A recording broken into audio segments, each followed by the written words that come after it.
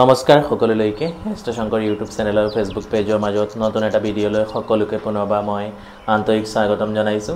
আজি ভিডিঅ'টো আপোনালোকৰ বাবে লৈ আহিছো 22 জুনৰ পৰা যি মহা অম্বুবাচী যুগ আৰম্ভ হ'ব। সেই মহা অম্বুবাচী মহাযুগত আপোনালোকক হেনেকুৱা বিশেষ দুই চাৰিটা সৰু ঘৰুৱা উপায় আপোনালোকৰ বাবে লৈ আহিছো, যাতে এই উপায় বা এই নিয়মখিনিৰ মাধ্যমে আপোনালোকৰ জীৱনত ঘটি থকা বিভিন্ন সমস্যাৰ পৰা যাতে আপোনালোকে মুক্তি লাভ কৰিব পাৰে বা আপোনালোকৰ নিজৰ ঘৰখনক খুব ধুনীয়াকৈ সুৰক্ষিত কৰি ৰাখিব পাৰে, তাৰ বিষয়ে কেইটামান ৰামবান উপায় আপোনালোকৰ বাবে লৈ আহিছো। গতিকে আপোনালোকে সম্পূৰ্ণ ভিডিঅ'টো শেষলৈকে চাব, স্কিপ নকৰাকৈ চাব। যদি কিবা বুজা শুনাত অসুবিধা হয়, ভিডিঅ'ৰ ডিসক্ৰিপশনত হোৱাটছআপ নাম্বাৰ দিয়া থাকিব, তাত আপোনালোকে যোগাযোগ কৰিব পাৰিব। তো ভিডিঅ'টো আৰম্ভ কৰাৰ আগত সকলোলৈকে মোৰ ফালৰ পৰা সৰু এটা অনুৰোধ জনাইছো। এতিয়ালৈকে যিসকলে মোৰ বা আমাৰ ষ্টেশংকৰ ইউটিউব চেনেলটো সাবস্ক্ৰাইব কৰা নাই, অনুগ্ৰহ কৰি আপোনালোকে সাবস্ক্ৰাইব কৰিব, লাইক কৰিব, কমেন্টস কৰিব, লগৰ সকলোলৈকে আমাৰ ভিডিঅ'সমূহ আপোনালোকে যিমান পাৰে বেছিকৈ শ্বেয়াৰ কৰিব। আহক আমি মূল বিষয়বস্তুটোলৈ আগবাঢ়ো।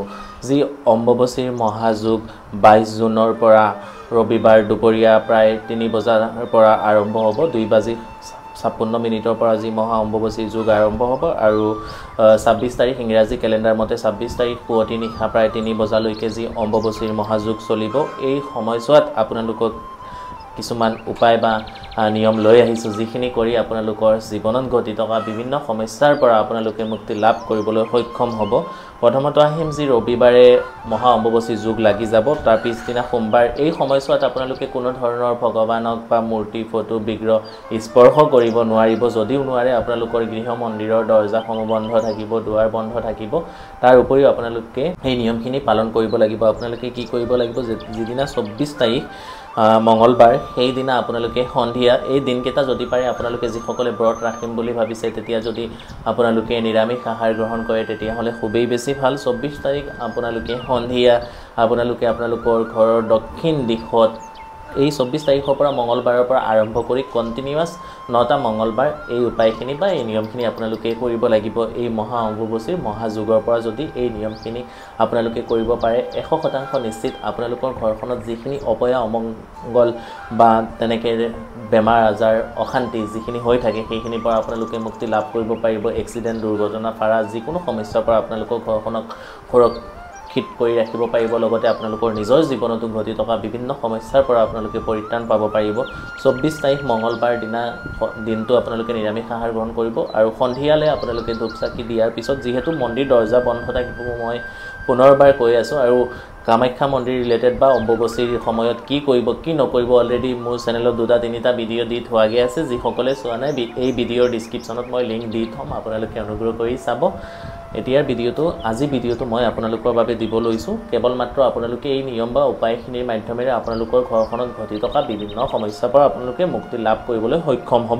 কি কৰিব, 24 তাৰিখ দিনটো আপোনালোকে নিৰামিষ খাব। খাই পেলাই আপোনালোকে আপোনালোকৰ ঘৰৰ দক্ষিণ দিশত এগছি সৰিয়হৰ তেলৰ চাকি আপোনালোকে জ্বলাব লাগিব। সেই চাকি গছি যম দেৱতাৰ উদ্দেশ্যে বুলি ক'ব পাৰি বা তেনেকুৱা, মানে আপোনালোকৰ ঘৰখনত যিকোনো অপয়া অমংগলৰ কাৰণে সেই চাকি গছি 9 দিন আপোনালোকে কণ্টিনিউৱাছ, মঙ্গলবাৰৰ পৰা কণ্টিনিউৱাছ 9 দিনো কৰিব পাৰে, আৰু নহ'লে 9টা মঙ্গলবাৰ আপোনালোকে কৰিব পাৰে। ঘৰৰ দক্ষিণ দিশত গৈ পেলাই এখন আগতীয়া কলপাত ল'ব, লৈ পেলাই আপোনালোকে খাটি সৰিয়হ তেল দি পেলাই বগা শলিতাৰে বা ৰঙা শলিতাৰে এগছি চাকি আপোনালোকে আগবঢ়াব। আৰু সেই চাকি গছি সেনেকুৱা আগবঢ়াব যাতে অকণমান সময় সেই চাকি গছি জ্বলি থাকে, আপোনালোকে সেইটো লক্ষ্য কৰিব। আৰু যিসকলৰ বহুত বেছি শত্ৰু হৈ থাকে, এই সময়ছোৱাত শত্ৰু আপোনালোকৰ নিধন কৰিবৰ কাৰণে বিশেষ এই উপায়টো আপোনালোকৰ মাজত দি আছোঁ। এই যে চাকি গছি আপোনালোকে জ্বলাব, চাকি এগছিয়ে জ্বলাব।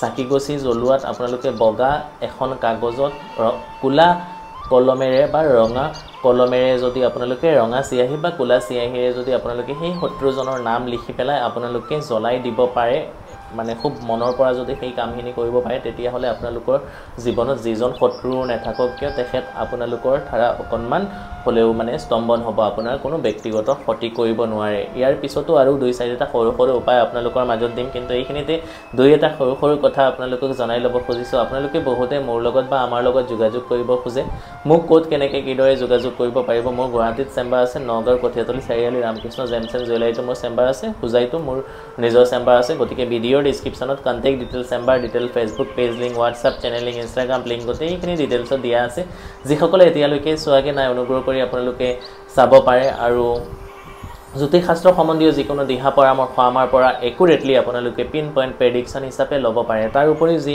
সোমবাৰ থাকিব আমাৰ 23 জুন সেইদিনা আপোনালোকে যিসকলৰ খুব বেছি মানে ঘৰখনত নেগেটিভিটি বা আপোনালোকৰ জীৱনত কিবা নহয় কিবা ডাৰ্ক এনাৰ্জিৰ লগত বলি হৈ আছে আপোনালোকৰ ঘৰৰ উত্তৰ দিশত গৈ পেলাই এগছি চাকি মহাকাল ভৈৰৱ বাবাৰ নামত যদি আপোনালোকে ঘৰৰ উত্তৰ দিশত ঘৰৰ ভিতৰত নহয় ঘৰৰ বাৰীৰ বাউণ্ডাৰীৰ উত্তৰ দিশত গৈ পেলাই যদি আপোনালোকে চাকি কি গছি জ্বলাব পাৰে তেতিয়াহ'লে আপোনালোকৰ যিখিনি নেগেটিভিটি হৈ থাকে বা আপোনালোকৰ ঘৰখনত যিখিনি নেগেটিভিটি হৈ থাকে সেইখিনিৰ পৰা আপোনালোকে বহুতখিনি পৰিত্ৰাণ পাব পাৰিব আপোনালোকে কৰি চাব বহুতখিনি উপকৃত হ'ব আপোনালোকে বিশ্বাস নহ'ব পাৰে কিন্তু যিসকলে কৰিছে তেওঁলোকে বহুতখিনি উপকৃত হৈছে আৰু বহুত মানে অম্বুবাচী ৰিলেটেড ভিডিঅ'সমূহ দিয়া আছে যিসকলে চোৱা নাই অনুগ্ৰহ কৰি সেই ভিডিঅ'সমূহ চাব এই ভিডিঅ'টো যদি ভাল লাগে অনুগ্ৰহ কৰি চেনেলটো ছাবস্ক্ৰাইব কৰি দিব শেষৰবাৰ মোৰ ফালৰ পৰা সকলোলৈকে হৰ হৰ মহাদেৱ জয় মা কালী জয় মা কামাখ্যা